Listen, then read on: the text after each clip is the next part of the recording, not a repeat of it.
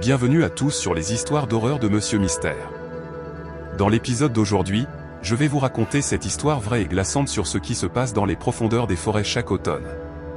Restez avec nous, car quand les feuilles tombent et que l'air devient mordant, d'étranges choses s'éveillent. Mais avant de continuer, si vous êtes nouveau ici, n'oubliez pas de vous abonner, d'aimer et de partager. Merci à tous. Maintenant, commençons.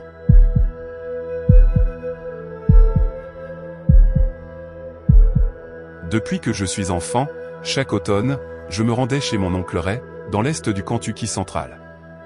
Mon oncle m'appelait généralement vers novembre et disait quelque chose comme « le tas de bois est bas » et c'était le signal. Je préparais mes affaires pour un long week-end, je conduisais jusqu'à chez lui, et je passais quelques jours à empiler du bois, vérifier les caméras de chasse et respirer un air qui ne sentait pas le bitume. Cette année-là, il m'a appelé plus tôt. Il s'était blessé au dos en soulevant une poutre dans l'abri et ne pouvait pas descendre le reste du bois depuis la crête. Je suis arrivé un jeudi soir. L'air avait cette morsure de fin novembre, froid mais pas glacial. J'ai bien dormi cette nuit-là, mais je me suis réveillé tôt, vers 6 heures. À 8 heures, j'étais prêt et je montais le sentier avec un sac en toile pour l'allumage, une hache attachée dans mon dos et une vieille thermos pleine de café noir que Red insistait pour préparer avec une cafetière des années 70. Le sentier passe derrière la cabane principale, puis monte en lacet sur quelques centaines de mètres avant de s'aplatir près de la lisière des arbres. Au-delà de cette lisière, à environ 300 mètres, la forêt s'arrête brusquement, comme si la nature avait décidé de ne pas reprendre ce qui se trouvait au-delà. Là-haut, il y a les ruines d'une ancienne ferme, une grange à moitié effondrée et les fondations en pierre d'une maison disparue. La cheminée tient encore debout, mais tout le reste a disparu depuis longtemps. Il ne reste que des ossements. Nous n'y allions jamais vraiment. Pas à cause d'une histoire ou d'un avertissement. Rien de dramatique. Cela ne venait tout simplement pas à l'esprit. La grange était déjà en train de s'effondrer quand je l'ai vue pour la première fois, adolescent, et Ray disait toujours « ça ne vaut pas la peine de monter » si je demandais. Mais je m'en souvenais. La façon dont le toit s'affaissait d'un côté, la résistance de la structure, comme si elle refusait de céder. Ce matin-là, j'ai atteint la clairière et j'ai posé mon équipement pour reprendre mon souffle. La colline n'est pas raide, mais elle est longue.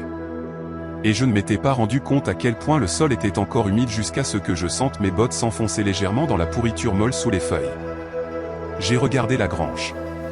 Elle avait empiré. La moitié arrière s'était complètement effondrée, mais le mur avant tenait à peine. On pouvait encore distinguer la forme qu'elle avait autrefois. Sur le côté, à environ 30 mètres, les fondations en pierre de la maison se dressaient, silencieuses. Elles avaient cette apparence creuse que prennent les bâtiments quand ils ont été vides assez longtemps pour oublier que des gens y ont vécu. Je ne prévoyais pas d'explorer. Sérieusement, je devais juste prendre le tas de bois et redescendre. Mais ma femme bête adore ces photos d'automne mélancolique et rustique, du vieux bois, des feuilles éparpillées, ce genre de choses. Alors, j'ai pensé prendre quelques photos avant de redescendre. J'ai sorti mon téléphone, j'en ai pris quelques-unes depuis l'endroit où je me tenais, puis je me suis approché de la grange pour avoir un meilleur angle. C'est alors que je l'ai entendu. Un bruit, pas fort, mais assez pour m'arrêter. Comme quelqu'un traînant un pied dans les feuilles. Pas rapidement, lentement, délibérément. Il y avait du poids dans ce bruit. Et ça ne ressemblait pas à un animal. Les animaux ne bougent pas comme ça. Ils glissent, remuent, bondissent. C'était plutôt comme quelqu'un qui avance avec précaution. Je me suis figé et j'ai attendu. Le bruit a cessé. J'ai attendu encore 30 secondes, peut-être plus. Puis j'ai appelé, en essayant de garder ma voix décontractée, et « je passe juste par là ». Rien. J'ai attendu plus longtemps, en écoutant. Toujours rien. Pas même un oiseau. Cette partie-là, je l'ai remarqué plus que tout le reste. Le silence.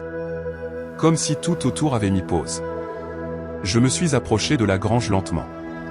L'une des doubles portes s'était effondrée vers l'intérieur. L'autre pendait à un mauvais angle, à moitié détachée de ses gonds. J'ai jeté un coup d'œil à l'intérieur. Le même désordre que je me souvenais des années précédentes. Des morceaux de vieux matériel agricole. Des morceaux de bois qui avaient peut-être autrefois formé un chariot. La cour brouillée d'un poêle posé près du fond. Et autre chose. Les feuilles sur le sol à l'intérieur n'étaient pas plates. Elles étaient tirées, dérangées. Un chemin étroit mais clair, menant de l'avant à travers la grange et s'arrêtant juste avant ce poêle. Ce n'était pas le vent. Il n'y avait pas de vent. Et la façon dont elles avaient été déplacées, pas de marque de pas, pas d'empreinte de chaussures, juste des feuilles écartées comme sous une pression venue d'en haut. J'ai posé un pied sur le seuil, puis je me suis arrêté. L'odeur m'a frappé.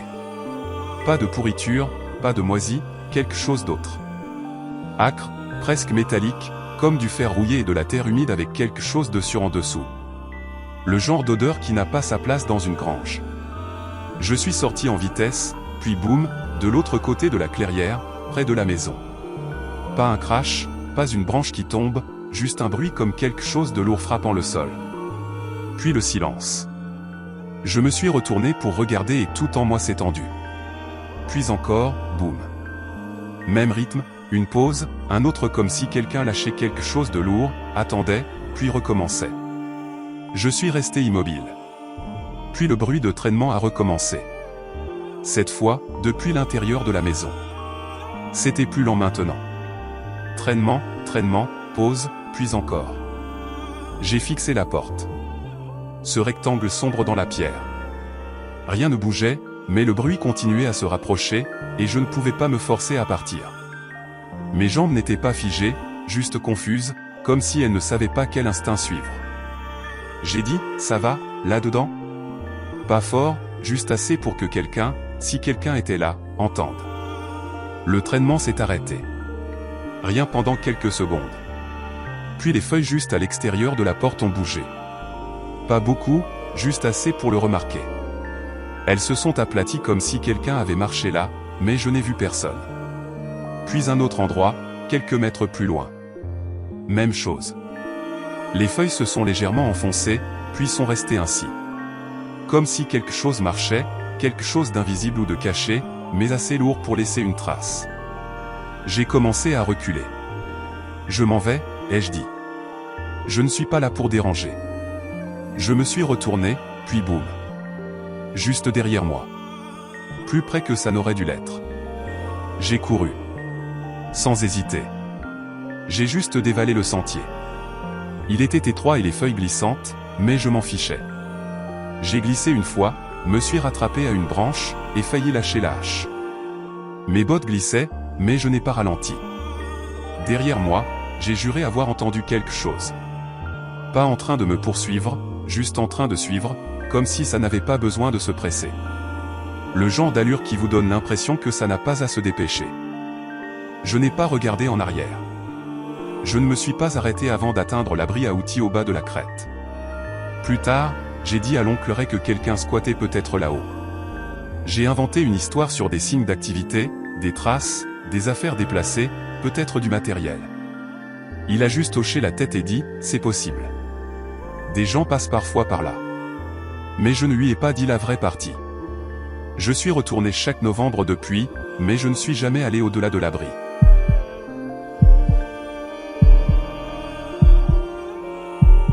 J'avais pris un contrat dans l'est du Kentucky. Une petite société historique avait reçu une subvention pour documenter les anciens sites funéraires dans les collines. C'était déjà la fin de l'automne quand je suis arrivé. La plupart des jours étaient sans histoire. Je conduisais ma voiture de location sur une route de gravier jusqu'à ce que les pneus commencent à glisser, puis je continuais à pied avec un sac à dos, une carte laminée et un GPS portable accroché à ma veste. Parfois, je ne trouvais rien pendant une heure et je me rendais soudain compte que j'étais debout dessus, les marqueurs presque effacés, le sol légèrement affaissé. Le 4 novembre, je me suis rendu à un endroit que la société avait répertorié comme le terrain des Bledsoe. La seule carte que j'avais était un scan flou d'un croquis du tribunal, avec le terrain marqué au crayon délavé. La dernière sépulture enregistrée datait de 1911. Aucun descendant connu, aucun accès goudronné, juste une note indiquant 2 miles au nord-ouest de la grange de Hawthorne.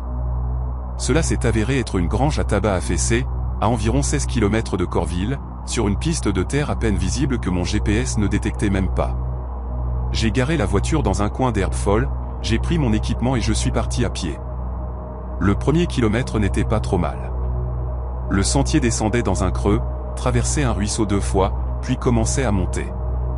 Plus je montais, plus c'était silencieux. Ce genre de silence étouffé que l'on n'entend que profondément dans les bois. Pas de vent, pas de chant d'oiseaux, juste mes bottes, les feuilles et le clic occasionnel du GPS essayant de garder le signal. À mi-chemin de la pente, j'ai trouvé ce qu'il restait de l'entrée. 2 poteaux en fer rouillé se dressaient de travers dans le sol, à peine capables de tenir une chaîne qui s'était brisée depuis longtemps. Derrière, une clairière affaissée au milieu, comme si la forêt avait poussé autour d'un souvenir. Je pouvais voir 4 pierres tombales depuis le sentier, avec probablement d'autres enfouies sous les broussailles. J'ai passé peut-être 40 minutes là-bas, j'ai enregistré les coordonnées, pris des photos, dessiné le plan dans mon carnet. La plupart des pierres étaient trop érodées pour être lues, sauf une petite pierre tombale arrondie vers l'arrière.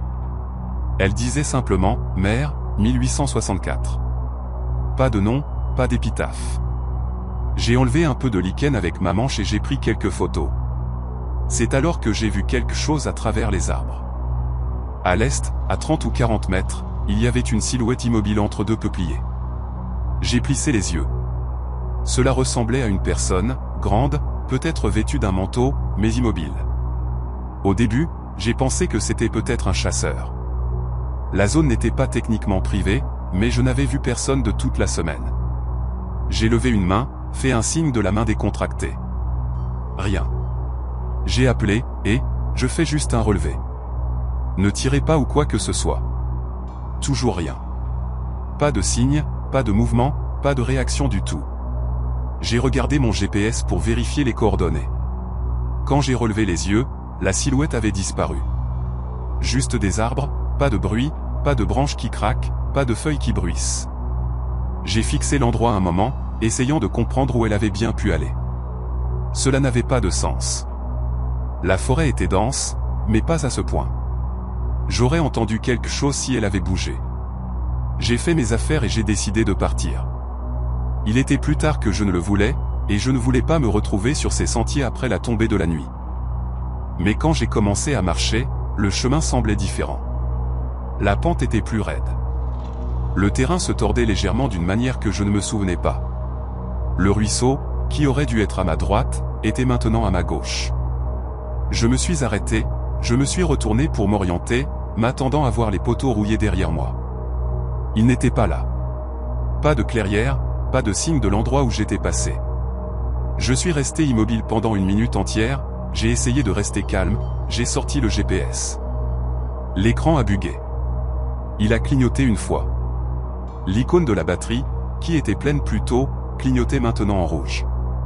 Puis l'écran s'est éteint. J'ai sorti mon téléphone, même si je savais que je n'avais pas de réseau, pas même une barre. Ce n'était pas inhabituel. Ce qui était bizarre, c'est que l'application boussole ne voulait pas se charger, juste une roue qui tournait, comme si elle ne pouvait pas me localiser. J'ai décidé de descendre la pente et d'essayer de suivre la déclivité pour sortir. Cela marchait généralement. La plupart de ces crêtes se déversent dans les mêmes ruisseaux. J'ai pensé que je reconnaîtrais un point de traversée ou que je tomberais même sur la route éventuellement. Mais après 20 minutes, la forêt ne me semblait toujours pas familière. Je suis tombé sur un ravin étroit que je ne me souvenais pas avoir vu à l'aller. Je l'ai traversé prudemment en utilisant un arbre tombé comme pont. De l'autre côté, j'ai vu quelque chose à travers les arbres. Une forme. Une structure. Au début, j'ai pensé que c'était un abri ou peut-être un affût de chasse, mais ce n'était pas le cas. C'était un bus. Un bus scolaire de taille normale à moitié enterré dans le lierre et légèrement penché sur un côté. Aucune roue ne reposait sur des parpaings. Des traces de rouille coulaient sur la peinture jaune comme des larmes. Les fenêtres étaient brisées, mais la porte avant était intacte.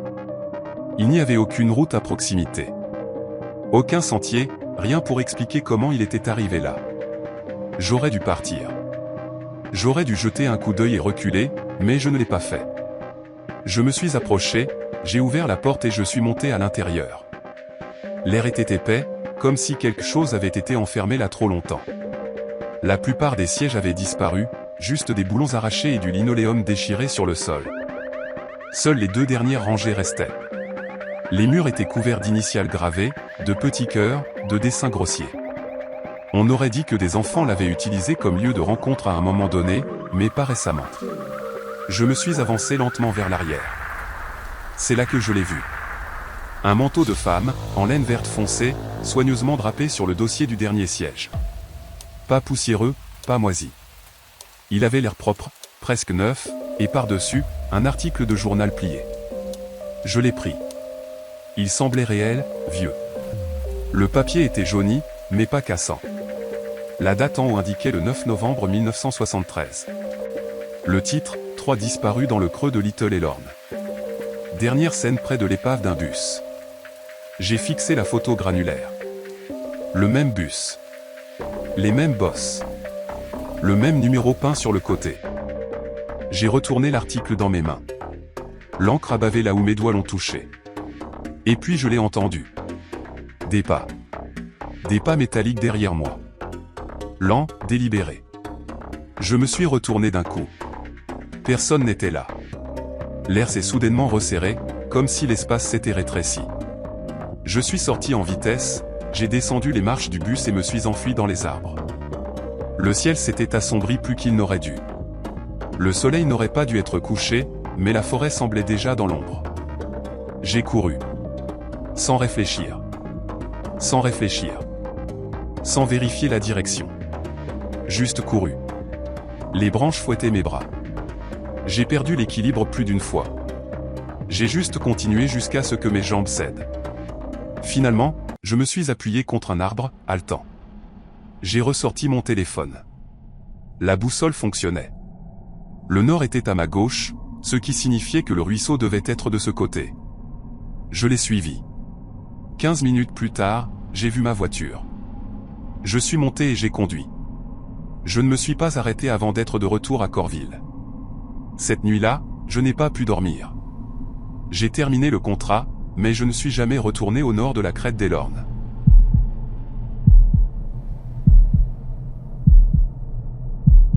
Ce novembre-là, j'aidais mon cousin Clay avec ses livraisons de bois de chauffage, juste pour gagner un peu d'argent avant que l'hiver ne s'installe vraiment. Il avait monté un petit business solide, couvrant plusieurs comtés du côté du Tennessee, dans les Smoky Mountains. L'automne était arrivé tôt et brutal, et les affaires marchaient bien. On avait déjà 5 jours de retard sur le planning, mais personne ne s'en plaignait, juste des clients gelés et impatients. Clay avait tout organisé à la minute près, et je le suivais sans discuter. Il avait 6 ans de plus que moi, connaissait toutes les routes secondaires par cœur et avait un sens de l'orientation à toute épreuve. Ce matin-là, notre 4e livraison devait se faire dans un endroit dont je n'avais jamais entendu parler, Danner et Solao. Ça sonnait comme un nom inventé. Le client avait laissé un message vocal sur le vieux téléphone à clapet de Clay, disant de déposer le bois près du fumoir et de glisser la facture sous une brique. Pas besoin de frapper ou d'appeler. Tout est prêt, avait-il dit. Ça avait l'air simple. Trop simple, même. Je me souviens que Clay plissait les yeux en regardant le GPS alors qu'on quittait l'autoroute, marmonnant que l'épingle ne correspondait pas au nom des routes. Mais la carte montrait un chemin, alors on l'a suivi. D'abord goudronné, puis gravier, puis quelque chose qu'on aurait appelé une route que par pure générosité. Juste 2 ornières dans la boue de feuilles, serpentant à travers une forêt épaisse. Pas de panneaux, pas de maisons, rien que des arbres nués, de temps en temps, un fossé rempli d'eau marron. Et puis, ces os. Épars le long du côté droit du sentier, espacés d'environ 9 mètres. Des os d'animaux, peut-être des cerfs, mais trop propres. Pas rongés, pas pourris, juste blancs, disposés avec une sorte de précision, comme si quelqu'un les avait alignés comme du bois flotté le long du fossé. On n'a rien dit pendant un moment. On a juste continué à rouler plus lentement, jusqu'à ce que Clay coupe enfin le moteur et laisse le silence s'installer. « Ça ne me dit rien de bon », a-t-il murmuré. Et il n'avait pas tort. L'air avait cette étrange sensation humide et froide, comme si la forêt retenait son souffle. Le GPS indiquait qu'on était arrivé, mais l'endroit avait l'air abandonné. Les arbres serrés des 2 côtés, et la route derrière nous déjà disparue sous les feuilles tombées. J'ai dit à Clay que j'allais marcher devant pour chercher la maison. Peut-être qu'il y avait un endroit pour faire demi-tour plus haut sur la colline, qu'on ne voyait pas encore. J'ai suivi le sentier à pied, mes bottes s'enfonçant dans la boue. Après quelques centaines de mètres, je l'ai vu, un toit métallique vert, rouillé sur les bords, à peine visible à travers les arbres. La structure en dessous ressemblait plus à une cabane qu'à un chalet. On aurait dit que quelqu'un avait commencé à construire, puis arrêté il y a 30 ans. Derrière, il y avait un fumoir, la porte pendante sur une seule charnière, et sur le côté, une vieille chaise longue renversée dans l'herbe haute. Pas de voiture en vue. Pas un bruit non plus, juste ce silence étrange, comme si le monde avait oublié cet endroit. J'ai fait signe à Clay d'avancer. Il a amené le camion lentement et l'a garé juste à côté du sentier. On s'est mis au travail, déchargeant le bois et l'empilant à côté du fumoir, comme demandé. C'était calme, mais pas d'une manière paisible. Plutôt comme si l'air attendait que quelque chose se produise. Après environ 10 minutes, Clay s'est figé, un rondin dans les mains. Je me suis retourné pour lui demander ce qui n'allait pas, et c'est alors que je l'ai vu, moi aussi. Un homme se tenait juste au-delà du fumoir, à moitié caché par le coin du bâtiment. Il ne faisait rien. Juste là, immobile, les bras le long du corps, la soixantaine peut-être, la peau pâle, les cheveux blancs, trempés de la poitrine aux pieds, comme s'il avait été surpris par une averse. Mais le ciel était sec, le sol était sec. Aucune trace de pluie récente nulle part. J'ai levé une main. Et, ai-je dit, en essayant de paraître détendu. On livre juste votre commande. Il n'a pas bougé. Pas un clignement. Pas un frémissement. Puis il s'est retourné. Pas vers nous, pas vers la maison, juste lentement, régulièrement, et il a marché dans les bois. Pas de hâte, pas de boiterie, il a juste disparu entre les arbres. On ne l'a pas suivi. On n'a même pas parlé. On a juste empilé le bois plus vite. J'ai glissé la facture sous la brique, et on s'est précipité vers le camion. Clay a tourné la clé. Le démarreur a cliqué, mais le moteur n'a pas démarré. Il a réessayé. Rien. La batterie était bonne. Le réservoir était plein. Tout semblait normal, mais le moteur ne faisait même pas mine de s'allumer. Je suis sorti, j'ai regardé sous le capot. Les bornes étaient propres. Pas de fuite, pas de fil desserré. Puis j'ai remarqué le voyant de température. Il était dans le rouge. Le moteur n'avait même pas démarré, mais l'aiguille était bloquée, comme si on avait roulé pendant des heures. C'est alors que le ventilateur du radiateur s'est mis en marche à plein régime, rugissant dans le silence mortel. Ça n'avait aucun sens. Clay a juré et frappé le tableau de bord. Je me suis retourné vers le fumoir. La porte, qui était ouverte, était maintenant fermée. Pas en train de se balancer, pas à moitié fermée. Bien fermée. On ne l'avait pas touché. Rien ne l'avait touché. Les bois étaient toujours silencieux. Pas un oiseau, pas un bruissement, rien. J'ai sorti mon téléphone. Pas de réseau. Je suis monté sur la colline en le tenant au-dessus de ma tête, comme si ça pouvait aider. C'est alors que j'ai remarqué que la route avait disparu. Juste, disparu. Là où on était passé à gravier, boue, traces de pneus, il n'y avait plus qu'un tapis de feuilles. Pas d'ornière, pas de sentier, juste le sol de la forêt, propre et intact, comme si personne n'avait roulé là depuis des années. J'ai appelé Clay. Il est monté à côté de moi, silencieux, comme s'il savait déjà. La facture a disparu, a-t-il dit. J'ai demandé ce qu'il voulait dire. Il a pointé du doigt. La brique était toujours là, juste où on l'avait laissée, mais le papier avait complètement disparu. Pas de vent, pas de brise, juste disparu. On a laissé le camion et on a commencé à marcher dans ce qu'on pensait être la bonne direction. Après 15 minutes, on est passé devant un arbre avec un vieux panneau métallique cloué dedans, Crow's Nest Gap 1,2 miles. Il avait l'air ancien, rouillé dans l'écorce, mais on ne l'avait pas vu plus tôt. Impossible qu'on ait raté quelque chose d'aussi évident. On a fait demi-tour en pensant qu'on avait peut-être pris la mauvaise direction. On a regravi la crête.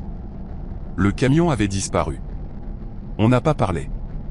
On s'est juste retourné et on a continué à marcher. Vers 21h, je pense, on a commencé à entendre quelque chose derrière nous. Pas des pas, exactement, plutôt le bruit de quelque chose qui se déplaçait juste à côté du sentier. Des feuilles qui bougeaient à intervalles réguliers et lents, comme si ça nous suivait, sans jamais gagner du terrain, sans jamais reculer, juste en synchronisation avec nos pas. Aucun de nous deux n'a regardé en arrière. Finalement, on a trouvé une clôture du fil de fer barbelé, des poteaux penchés, mais ça voulait dire qu'on était proche de quelque chose d'humain. On l'a suivi jusqu'à ce qu'on voit une grange, puis une petite maison à côté avec une lumière sur le porche allumée. On a frappé à la porte jusqu'à ce qu'une femme, probablement sexagénaire, ouvre. Elle n'avait pas l'air effrayée, juste comme si elle avait déjà vu ça. Elle nous a laissé entrer, nous a donné de l'eau, nous a laissé nous asseoir près de son poêle pendant qu'on essayait d'expliquer ce qui s'était passé. Quand on a mentionné Danner et Solow, elle a légèrement incliné la tête. Il n'y a plus personne là-bas depuis que Lonnie Markham est mort, a-t-elle dit. En 87. Le lendemain matin, elle nous a conduits au bureau du shérif. On a fait notre déposition. Ils l'ont noté, nous ont écoutés poliment, peut-être même un peu cru. 3 jours plus tard, ils ont retrouvé le camion de Clay à 6 km de l'endroit où on l'avait laissé, garé sur une crête, sans essence, la batterie fondue. Clay a quitté la ville une semaine plus tard, a déménagé à Asheville, a commencé un nouveau métier et n'a plus jamais parlé de l'entreprise de bois de chauffage.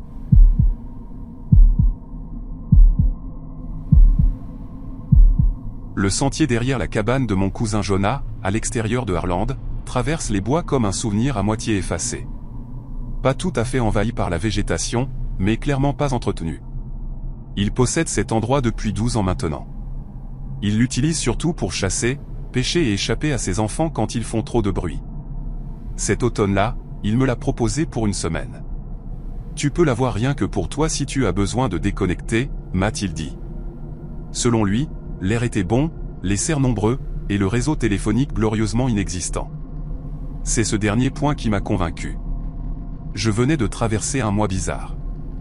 Rien de dramatique, juste du bruit et de l'épuisement. J'avais besoin de calme, pas celui qu'on trouve avec des limites d'écran ou des rappels de pleine conscience programmés. J'ai pensé que couper du bois, lire quelques livres et faire bouillir du café sur un poêle me remettrait les idées en place ou, au moins, les ralentirait. Les premiers jours se sont bien passés, randonnée matinale, après-midi avec une hache, soirée avec des mystères en papier de mauvaise qualité achetés dans une friperie de Baxter.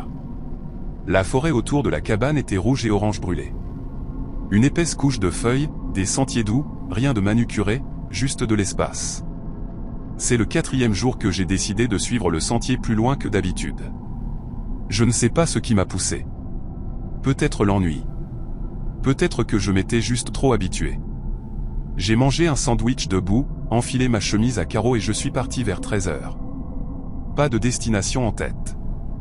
Juste l'idée de continuer jusqu'à ce que ça devienne ennuyeux ou sombre, selon ce qui arriverait en premier. Le sentier était étroit, mais toujours praticable, aplati par endroits par des années d'empreintes de bottes. Au début, c'était comme toutes les autres parties de la forêt que j'avais vues. Mais plus j'avançais, plus c'était silencieux. Je ne parle pas de calme, je parle de vide. Pas de chant d'oiseaux, pas de gazouillis d'écureuils, juste cet air froid et mince glissant entre les arbres. Après environ 1,5 km, j'ai commencé à remarquer les pierres. De petits tas, des pierres empilées, toutes à peu près de la même taille, placées peut-être à 6 ou 9 mètres d'intervalle le long du chemin, soigneusement arrangées, presque trop soigneusement. Chacune avait 3 ou 4 pierres plates à la base, se rétrécissant vers une plus petite au sommet. Elles étaient anciennes, couvertes de mousse, mais la formation était nette, comme si elles avaient été refaites récemment. J'ai pensé que c'était peut-être un ancien système forestier. Des marqueurs de l'époque où la zone était exploitée ou cartographiée. Je me suis arrêté devant quelques-unes, je les ai examinées, mais rien ne m'a frappé. Pas de runes, pas de taches bizarres, juste des pierres. Pourtant, j'ai continué à marcher. Finalement, le sentier s'est divisé. Un chemin tournait à gauche, descendant dans une sorte de fossé naturel épais de ronces et de mousse humide. L'autre grimpait une colline progressive, disparaissant derrière une ligne dense d'arbres. J'ai choisi la colline. Ça avait l'air plus facile. C'est alors que j'ai vu les gravures. D'abord discrètes, juste des initiales gravées dans l'écorce. AH, MK, ce genre de choses. Mais plus j'avançais, plus elles devenaient étranges. Un arbre avait un triangle avec une ligne qui le traversait. Un autre avait un cercle avec 4 points à l'intérieur. Puis sont venues les formes d'yeux grossiers. Pas un ou deux, des dizaines sur presque chaque arbre sur au moins 50 mètres. Certaines semblaient anciennes, usées par les intempéries. D'autres paraissaient fraîches, comme si la sève suintait encore des rainures, comme si quelqu'un venait de les graver avant mon arrivée. J'aurais dû faire demi-tour, mais alors les arbres se sont éclaircis, et j'ai vu la cabane. Elle était nichée dans une pente, à moitié avalée par la colline derrière elle. Le porche s'était effondré d'un côté.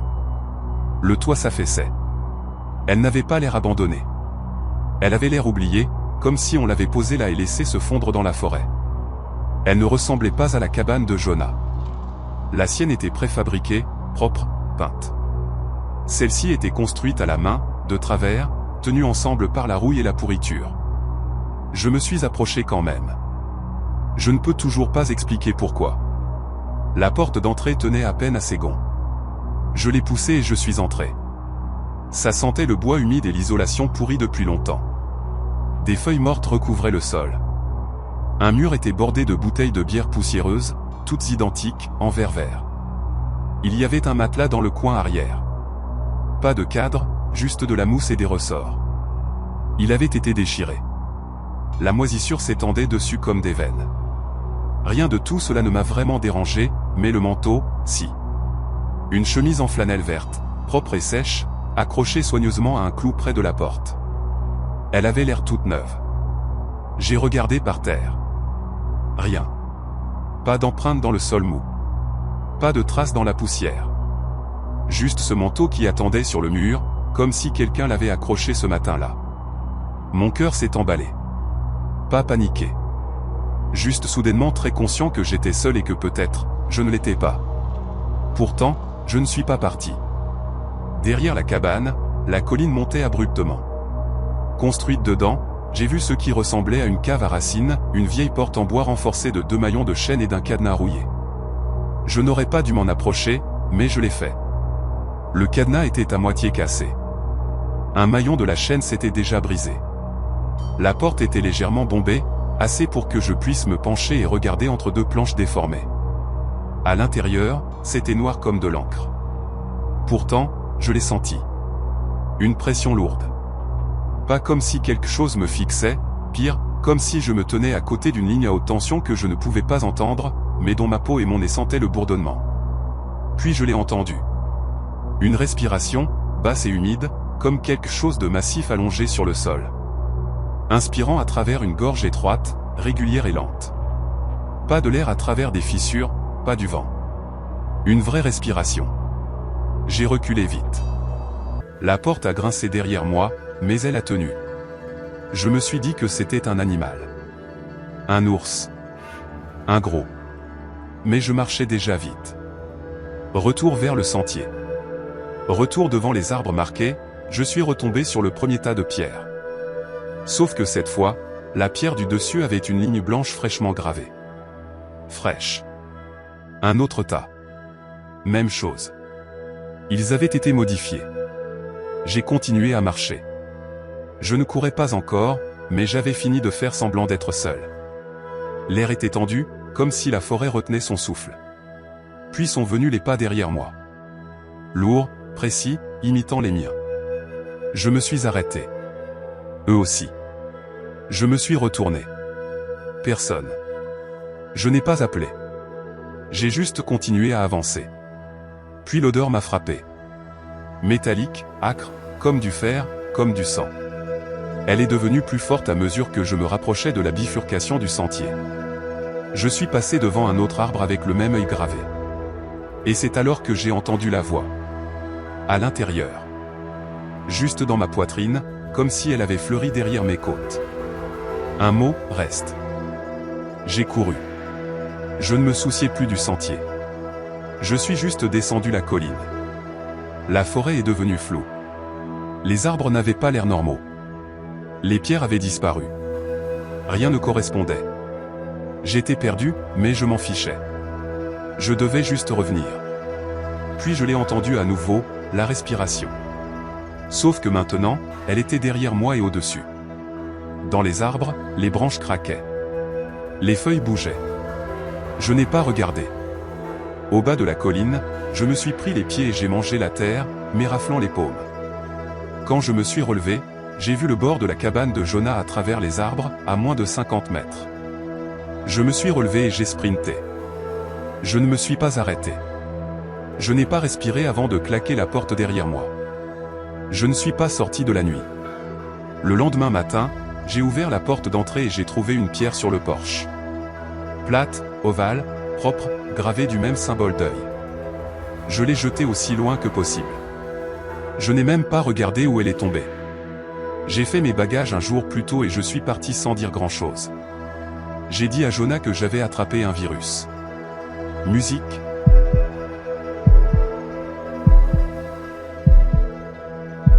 La dernière fois que j'ai vu l'érable à sucre derrière la vieille cabane de mes parents, la moitié des feuilles étaient déjà tombées, éparpillées dans la clairière comme si elles avaient abandonné.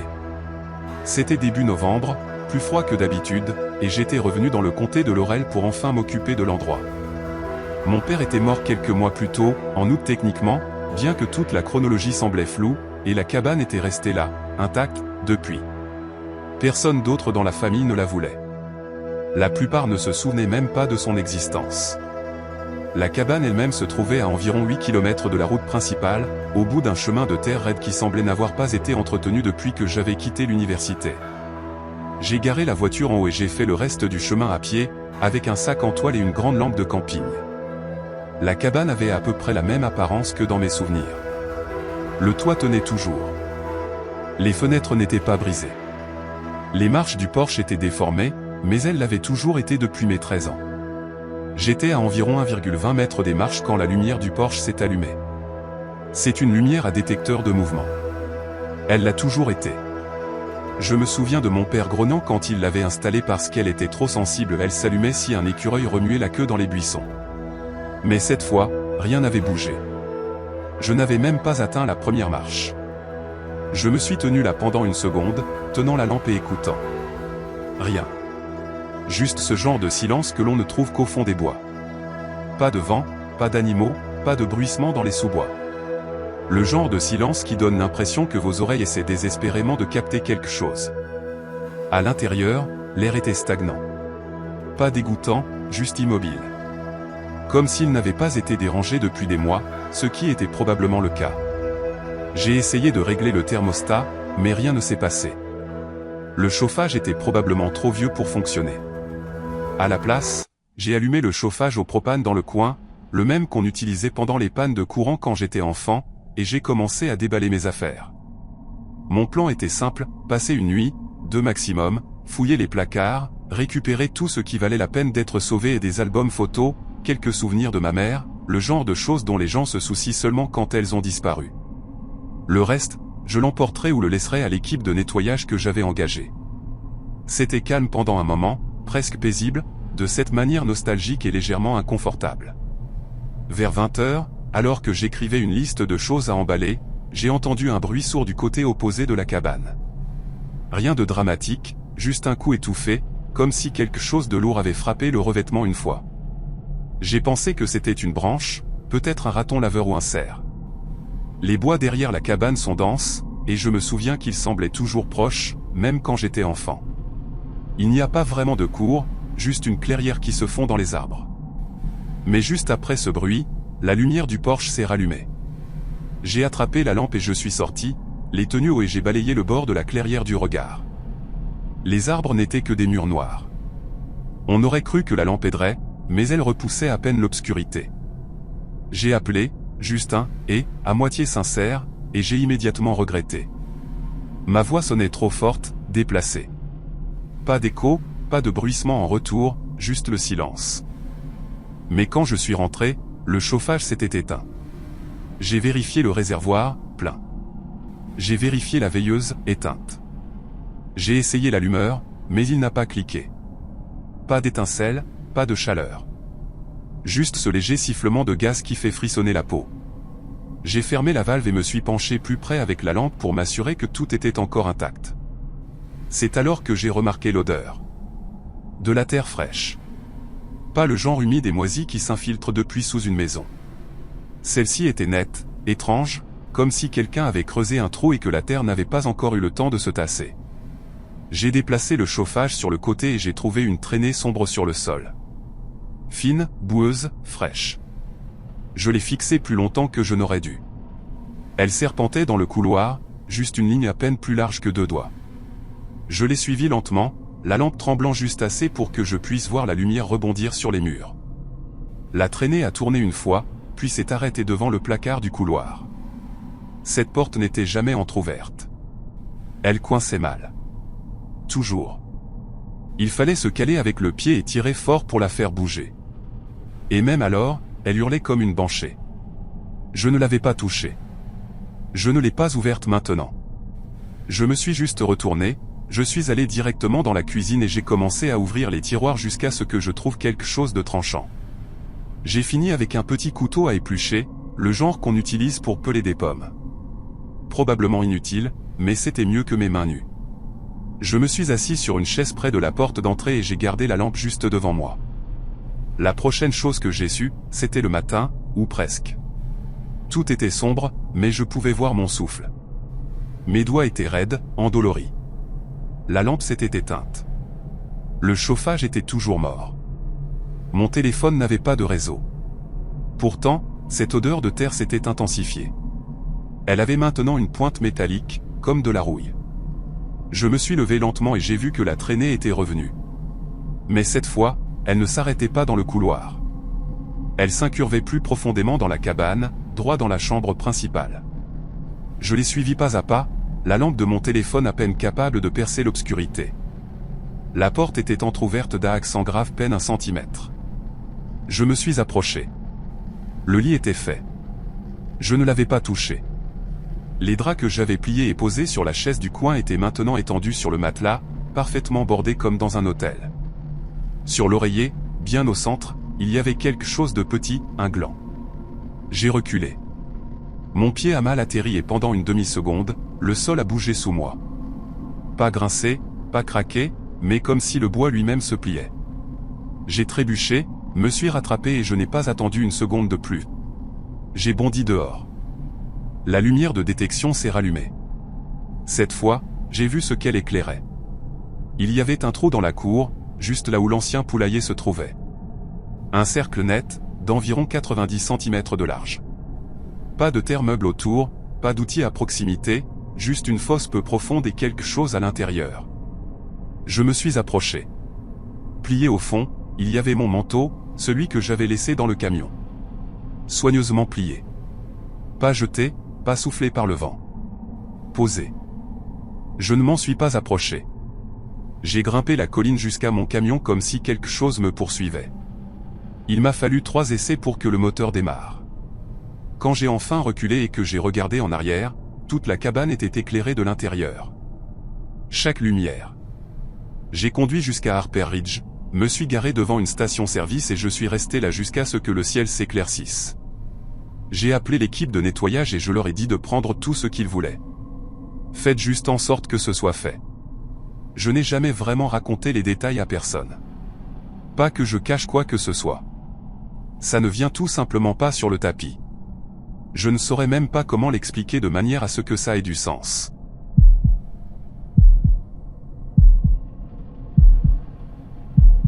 J'avais 28 ans quand mon oncle est mort.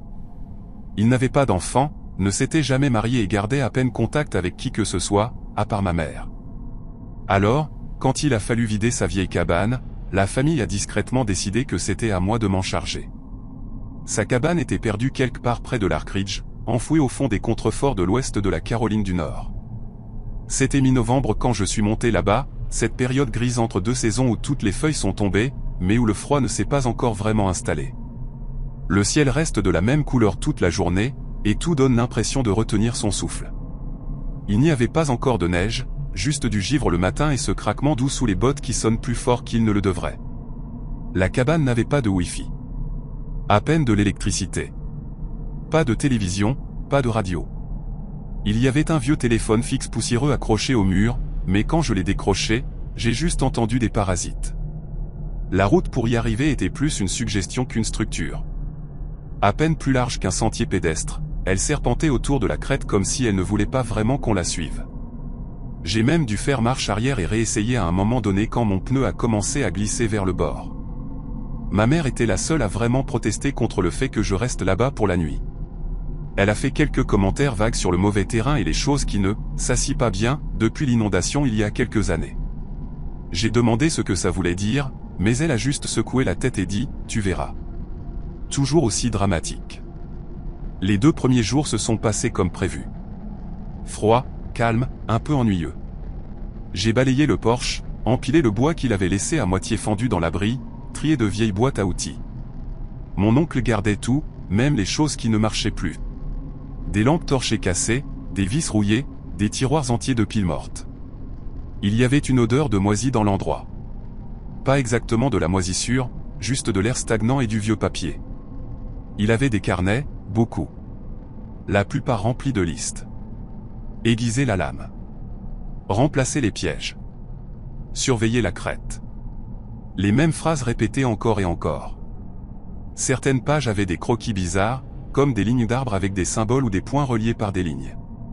J'ai mis ça sur le compte de la fièvre des cabanes. Rien de sinistre, juste un homme seul avec ses pensées depuis trop longtemps. Le troisième soir, je me suis assoupi sur le canapé à côté du poêle à bois. Le feu avait presque disparu, juste quelques braises rouges brillant sous la grille.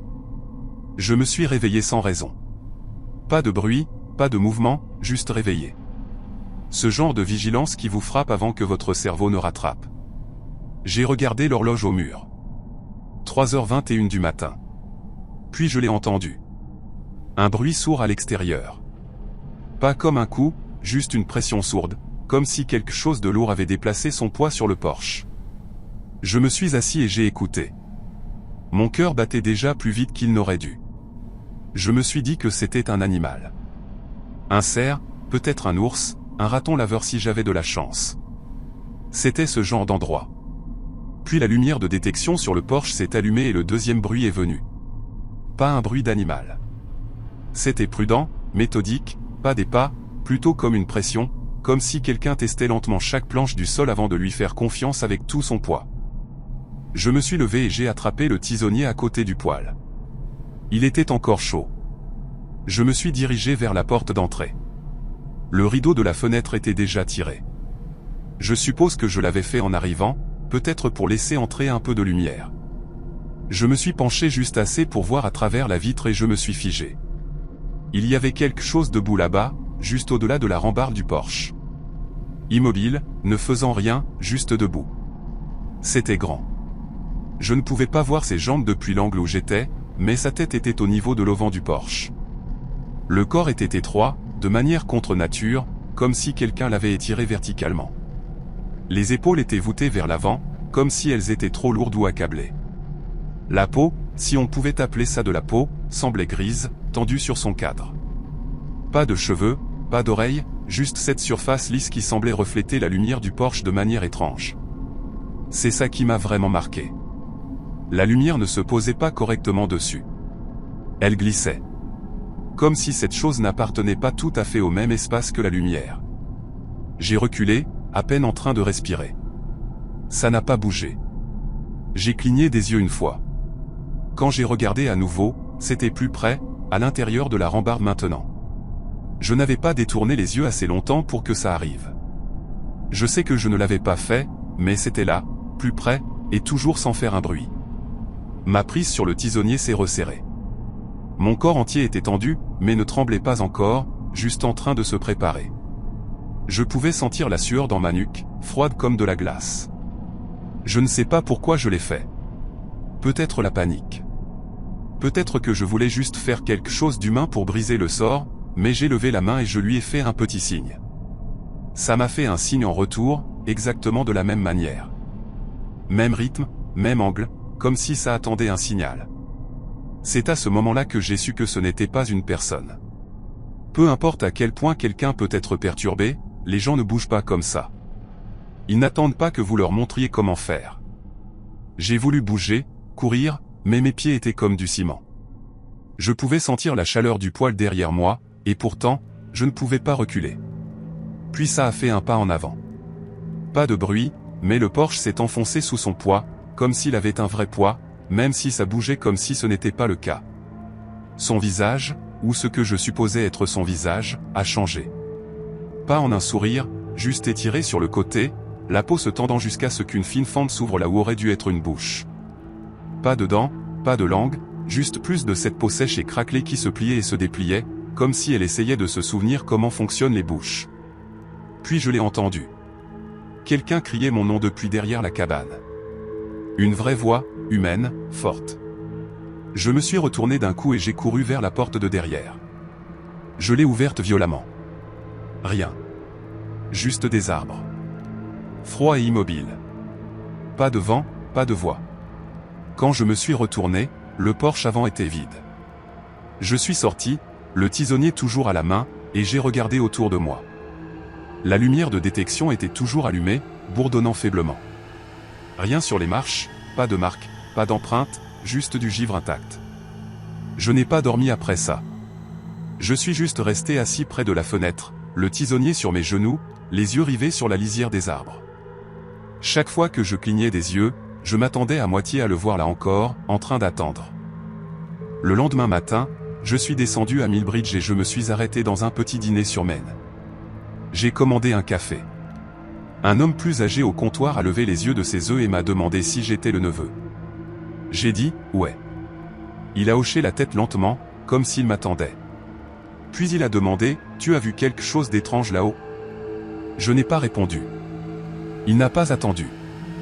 Il a juste dit « Ton oncle descendait toujours après la première gelée chaque année. Il ne restait jamais après Thanksgiving. Il a dit qu'il commence à devenir curieux une fois que le froid s'installe. » Ce soir-là, j'ai fait mes bagages. Tout ce que je n'avais pas fini de trier pouvait rester. J'ai fermé la cabane, je suis monté dans la voiture et j'ai redescendu la crête sans jamais regarder dans le rétroviseur.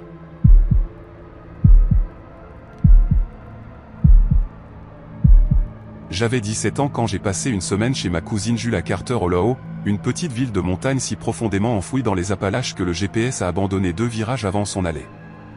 Mes parents étaient à Sarasota pour aider ma tante à se remettre d'un double remplacement du genou, et au lieu de m'emmener, ils m'ont refilé à Jules comme un bagage. Ce n'était pas comme si ça me dérangeait. Jules venait d'avoir 20 ans et louait une vieille mobile-home au pied d'une colline, juste à côté d'une route de comté sans nom. Les gens appelaient juste ça, le virage après l'église blanche. Son mobile-home n'avait rien d'extraordinaire, un revêtement blanc, un porche incliné, le classique, mais il était solide et, surtout, il avait un chauffage qui fonctionnait. Chez nous, le fourneau toussait plus qu'il ne chauffait, alors j'étais content d'être quelque part où je n'avais pas besoin de porter 2 paires de chaussettes et des gants. Jules travaillait de nuit à un chevron près de la sortie 47. Donc, la plupart des nuits, de 22h à 6h, j'avais l'endroit pour moi tout seul. Elle partait avec une thermos de café de station-service et le burrito micro-ondes dont elle ne s'était pas encore lassée cette semaine-là. Et je restais derrière avec mon ordinateur portable et les snacks que je pouvais dénicher. C'était plutôt cool. C'était début novembre, juste dans cette période étroite où les arbres sont presque nus, mais où le sol est encore enterré sous des feuilles croustillantes. Ce genre de froid qui n'est pas encore brutal, mais qui rend l'air vif. Chaque pas dehors sonnait comme si on marchait dans des cornflakes. De la fumée planait dans l'air, venant du poêle à bois de quelqu'un plus haut sur la colline, et toute la zone semblait en pause, comme si personne n'avait dit à Carter Hollow que le reste du monde continuait de tourner. Les premières nuits étaient calmes. J'ai fait un peu de travail scolaire, mangé beaucoup de ramen au micro-ondes et regardé trop de films d'horreur que je n'aurais jamais osé choisir quand mes parents étaient là. Il y avait quelque chose de étrangement relaxant dans le silence là-bas. Pas de voisins, pas de circulation, pas de bourdonnement de la ville. Juste un hibou occasionnel ou le craquement du mobile-home qui s'installait dans ses vieux os. Puis, une nuit, j'ai remarqué le râteau. Ce n'était pas dramatique, juste quelque chose de petit, presque facile à manquer. Il y avait ce vieux râteau en bois accroché à un clou à l'extérieur de la porte arrière, usé par les intempéries, avec la moitié de ses dents en métal manquantes. Je l'avais vu le jour de mon arrivée, appuyé contre le revêtement sous la lumière du porche. Il avait l'air d'être là depuis un moment, à moitié oublié, plus décoratif qu'utile. Mais la 3e nuit, il n'était plus là où je l'avais vu. Au lieu d'être sous la lumière du porche, il était maintenant accroché au mur opposé, juste à côté de la porte arrière. Pas tombé, pas renversé, juste déplacé. Je n'en ai pas fait tout un plat. J'ai pensé que peut-être Jules l'avait utilisé avant d'aller travailler et l'avait accroché là. Ou peut-être que je me souvenais mal. Ce n'était pas comme si je tenais un journal détaillé des emplacements des outils de jardinage. Mais la nuit suivante, je suis sorti pour attraper un sac de chips que j'avais laissé dans la voiture de Jules, et je me suis arrêté net. Le râteau était planté debout au milieu de la cour arrière, bien au centre. Les dents enfoncées dans le sol, comme si quelqu'un l'avait pressé avec soin. Il était parfaitement vertical, équilibré, presque mis en scène. Je l'ai fixé plus longtemps que je n'aurais dû, puis je l'ai attrapé et je l'ai ramené sur le porche. Je n'ai même pas essayé de le raccrocher, je l'ai juste posé sur le côté, à côté des marches. Il n'y avait pas de vent cette nuit-là, pas même une brise. Je suis allé me coucher en essayant de ne pas trop y penser. Vers 1h du matin, je me suis réveillé en sueur sous les couvertures. L'air dans la pièce était devenu glacé, et quand j'ai regardé, j'ai vu que la fenêtre de la chambre était entr'ouverte d'à sans grave peine 1 centimètre. Je ne l'avais pas ouverte, pas même une fois.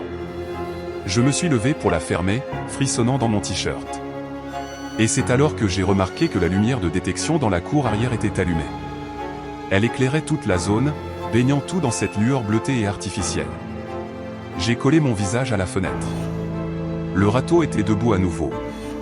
Cette fois, plus près du porche, à environ 3 mètres. Je suis juste resté là, à peine en train de respirer, à le regarder, à attendre que quelque chose, n'importe quoi, bouge. La lumière est restée allumée pendant peut-être 10 secondes, puis s'est éteinte, et la cour a plongé dans l'obscurité totale.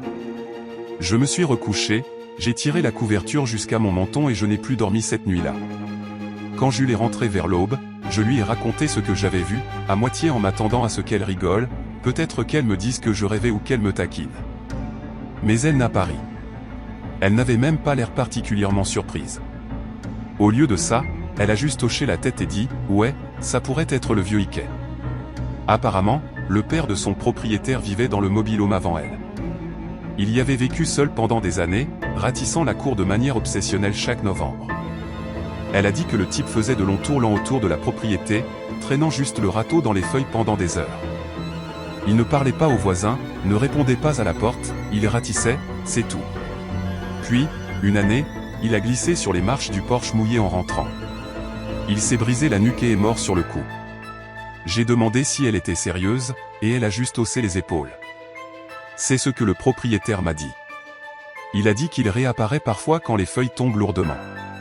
J'ai ri, parce que quoi d'autre faire? Mais cette nuit-là, j'ai verrouillé chaque porte, chaque fenêtre, j'ai tiré les rideaux et je suis resté dans le salon. Je suis resté assis dans le noir, juste avec l'écran de mon ordinateur portable qui brillait pendant qu'un film que je ne regardais pas vraiment passait en arrière-plan.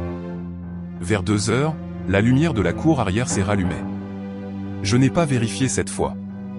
Je n'ai même pas bougé. Le 5e soir, les petites choses subtiles ont cessé. J'étais descendu jusqu'à la boîte aux lettres cet après-midi-là, et quand je suis revenu, il y avait un tas de feuilles parfaitement rond posées sur le paillasson. Pas éparpillées, pas désordonnées. Ça avait l'air balayé, délibéré, centré. Il n'y avait pas d'arbre directement au-dessus, pas de vent, pas d'empreinte dans la terre, juste le tas. Je l'ai fixé, en essayant de me convaincre que c'était une blague, mais personne ne vivait assez près pour faire un truc comme ça et s'en aller sans être vu.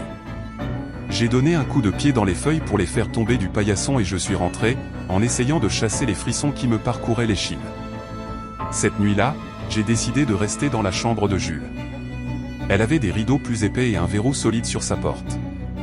Je me suis glissé dans son lit, j'ai gardé mon sweat à capuche et j'ai fait défiler mon téléphone sans but pour rester éveillé. Vers 3h, la porte moustiquaire a grincé. Pas comme si le vent l'avait attrapé. C'était lent, lourd, intentionnel. Je me suis figé. Aucun pas n'a suivi. Aucune voix, juste un léger tapotement. Ce n'était pas un coup, plutôt comme quelque chose qui frottait contre la porte dans un rythme lent et régulier. Je me suis assis dans le lit, mon cœur battant si fort que j'ai cru qu'il allait faire trembler le matelas. Le tapotement a continué pendant 10 minutes d'affilée. Puis plus rien. Un silence de mort. Le lendemain matin, Jules est sorti vérifier la boîte aux lettres. Elle est revenue en tenant le râteau. Quelqu'un l'avait coincé dans la poignée de la boîte aux lettres et l'avait presque plié en deux, comme s'il avait été forcé avec un vrai effort.